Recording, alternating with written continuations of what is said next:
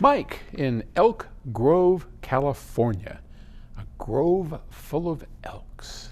Love it. Everyone seems to agree that a preamp is needed in a digital system, but why?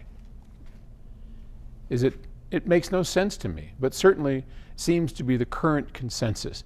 What might be the technical reason? Okay, so Mike's asking a really good question here, and I suppose this falls back on me a little bit because I've been sort of a proponent of it. So what's Mike talking about? Well, in a digital system where we have a DAC and some sort of source that could be streaming or CD or whatever, the majority of DACs have volume controls, and modern DACs, certainly DACs that we manufacture and design, are lossless. So any setting you have on the DAC's volume control, you're not going to lose any resolution. It just lowers the volume and raises the volume, and you can plug that directly into a power amplifier. Now, I have been advocating for years, well, a few years anyway, probably, I don't know, 7, 8 years, put a preamp between the DAC and the power amplifier. Why?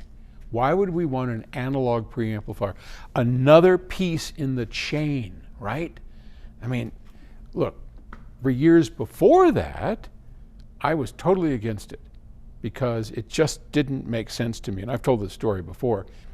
Arnie Nudell, when he was alive, and Bascom King, when he was alive, were hammering on me for the longest time, like, you are so full of you know what, you're using your head and not your ears. So we had a big showdown, amp, no amp, a preamp, no preamp, and they were right. I was wrong, absolutely wrong. Part of the problem is you can't make a blanket statement like that. You have to say a preamp of a certain quality, sonic quality, is needed.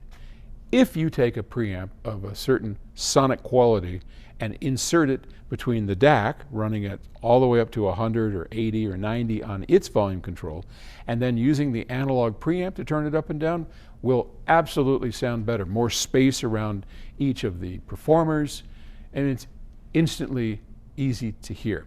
There are a number of theories going on, and I don't know exactly why. It could be the isolation between amp and DAC. It could be a lack of any kind of ultrasonics that a DAC might have that a preamp will stop going into the amplifier. I don't really know the reason, but a preamplifier that's good enough will always sound better than the DAC going directly into the power amplifier. And I suspect it has to do with isolation. That would be my best guess on it. But a lot more work has to be done, and I haven't had time. You know, for me, people say, well, why haven't you investigated and come up with a really good technical reason? Well, frankly, I don't really care. I know what works and what doesn't, and I go with what does. There you go.